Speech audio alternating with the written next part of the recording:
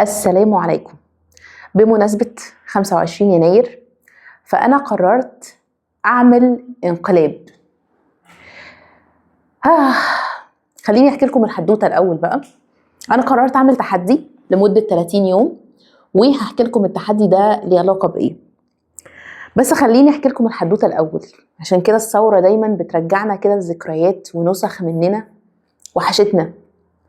أنا في نسخة مني كنت بحبها قوي قوي قوي بجد، نسخة روان بتاعت 2013 دي، أول سنة في الجامعة.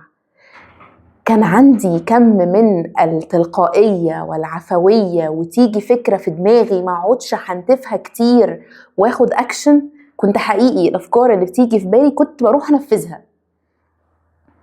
كل ما الواحد بيكبر وبينضج أكتر بيهدى عنفوانه وحماس الشباب ده بيهدى، بس احيانا بنفتقد هذه النسخه العفويه الجميله اللي ما كانتش بتفكر كتير، ما كانتش بتخش في دايره التحليل دي والحاجه الصح بتاعها هيتعمل ازاي والمفروض تتعمل ازاي. انا الفتره دي من حياتي 2026 اهو بعد 13 سنه حاسه ان انا كتر المعرفه، وده سر بقوله لاول مره، حاسه ان كتر المعرفه بقى يقيدني، بقى يخنقني، بقى يكبل ايديا ورجليا. بعد ما كنت حره بعمل اي شيء في اي وقت طالما ما بيضرش حد كنت بعمله وبجوز انثوسيازم، بقى دايما في مفروضات وقواعد لكل شيء. عايز تعمل فيديو لا يقل عن ما يزيدش عن دقيقه، ولازم يبقى فيه تقطيعات كتير وترانزيشنز كتير. اصل الاتنشن سبان بتاعت الناس ما بقتش زي زمان. تكتب محتوى، لا، في سكريبت وفي طريقه ولازم يبقى في حد بيلقنك. ايه يا جماعه كم الرولز اللي بقت في كل حاجه. نشرب الميه ازاي، ناكل الاكل ازاي، كل حاجه في الحياه بقى ليها طريقه وبقى ليها قواعد لدرجه مش بتحسن حياه البني ادمين في الاول وفي الاخر.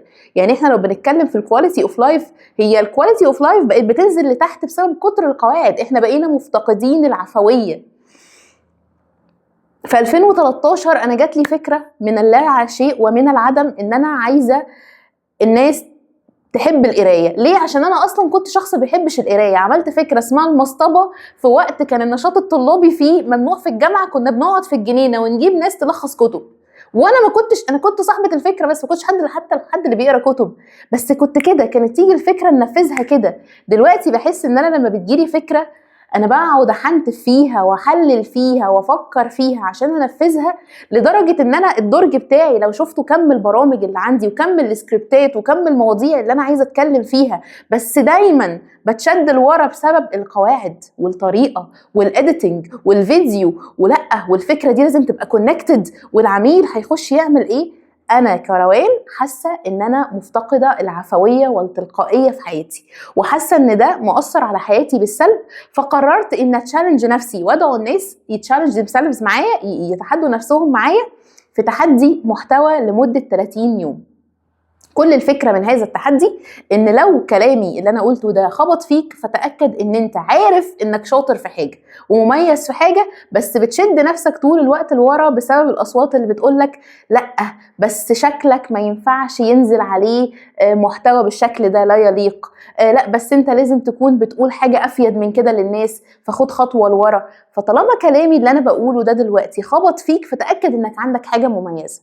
وانا كروان في الحقيقة يعني اللي عارفني بقى من زمان شوية عارف ان انا مؤمنة بالتعلم، بس مؤمنة جدا بقدرة الانسان. انا بالنسبة لي الانسان ده يعني قيمته كبيرة قوي قوي، وقيمة التجارب اللي هو بيمر بيها في حياته كبيرة جدا كبيرة جدا، يمكن اكتر ما هو عارف.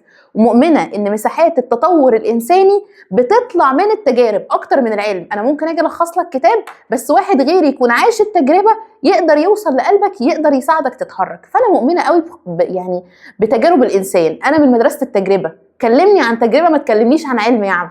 انا مؤمنة مع اني بحب التعلم والتعليم وهرية نفسي دراسة وكتب، بس تظل التجربة الإنسانية في الآخر هي الفيصل.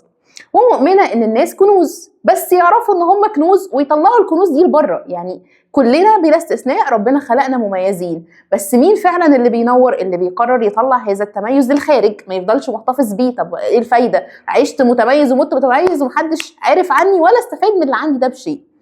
فأنا قررت نطلع ده لبره. هنعمل ده إزاي؟ هنتحدى نفسنا لمدة 30 يوم على 6 أسابيع، هنشيل منهم الجمعة والسبت عشان إجازة، فادي 6 أسابيع 5 أيام في كل أسبوع. كل يوم هنفتح الكاميرا زي ما أنا عملت كده دلوقتي، وهنتكلم في أي شيء مفيد للناس من غير ما نعمل إيديت للفيديو. هنصور فيديو أنا عارف إن اللي أنا بقوله ده هيمس ناس، هيوصل للناس، هيفيد الناس، وهصوره وهنزله على أي بلاتفورم أنا شايفها مفيد. التركاية إن الفيديو هيتصور على 1 ريك، تصويرة واحدة من غير editing، من غير حركات، من غير transitions، مع كامل احترامي لكل القواعد اللي بتتكلم عن السوشيال ميديا ازاي نطلع فيها. لو احنا شايفين ان احنا متضايقين ان السوشيال ميديا بقى اللي ينور فيها وبيطلع فيها الناس اللي بيعملوا اي هري، خلينا احنا الصوت المضاد. انا مؤمنه بكده، انا طول عمري لما في حاجه بتضايقني في المجتمع بروح اغيرها بايدي بنفسي. فلو انت متضايق ان ما بقاش في محتوى مفيد على السوشيال ميديا، اعمل انت المحتوى المفيد. النداء بتاعي ده لمين؟ النداء بتاعي ده للصنايعيه. انا مش بكلم كونتنت كرييترز، انا بكلم ناس they are expert in something. واكسبرت دي عشان ساعات ناس بتاخدها زي حالتي كده، اسمع كلمه اكسبرت احس ان انا لازم يكون عندي 20 سنه خبره عشان اقول على نفسي ان انا اكسبرت. لا، ناس صنايعيه شاطرين في الحاجه اللي هم بيعملوها، مؤمنين بنفسهم وعارفين ان هم عندهم حاجه مميزه، هم شاطرين في الحاجه اللي هم بيعملوها دي، ايا كانت بقى في الفن، في التعليم، في الصحه، في النفسيه، في الاكل، في ايا كان المجال، مش هيفرق. المهم ان اللي عندك ده انت شايف ان في حاجه عندك، وطالما كلامي لمسك فانت احنا متواصلين بشكل ما. عارف ان عندك حاجه ممكن تفيد الناس، عندك تجربه انسانيه. انا نفسي المحتوى يتحول لتجارب انسانيه حقيقيه، ناس بتتكلم مش عن حاجة قروها، عن حاجة عاشوها، عن حاجة جربوها، عن كيس ستاديز حقيقية، حاجة عملتها في شغلك، حاجة عملتها في حياتك، حاجة غيرت حياتك ولمستها. المهم انها حاجة حقيقية وواقعية وتقدر تلمس الناس. هتصور فيديو من غير editing عشان ما ياخدش وقت كتير. هدف هذا التحدي، ادي اهو التحدي لمين؟ لأي حد عنده صنعة هو مؤمن ان هو عنده حاجة بيها تقدر تفيد الناس.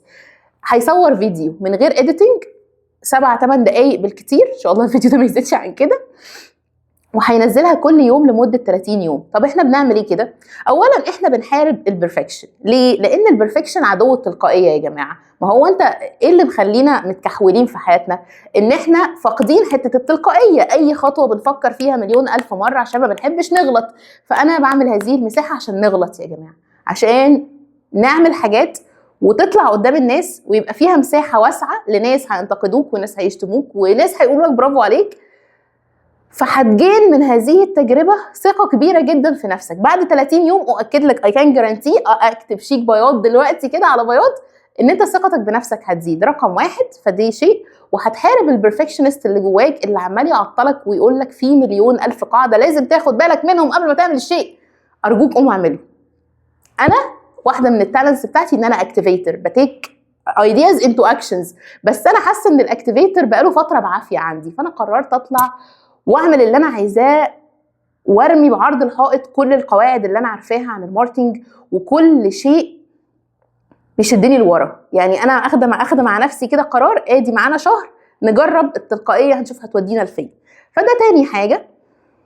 وتالت حاجه، خرجت هذه الشحنه يا سيدي، الارج اللي جواك اللي بدل ما انت كل يوم بتجلد نفسك ان انت وراك 1,000,000 حاجه وعمال تبروكراستينيت فيها، لا ما تعطلش نفسك. اطلع واتكلم في اي حته، في الشغل وانت بتمشي وانت على المكتب، معكش غير، مش محتاجين منك غير كاميرا الموبايل فقط.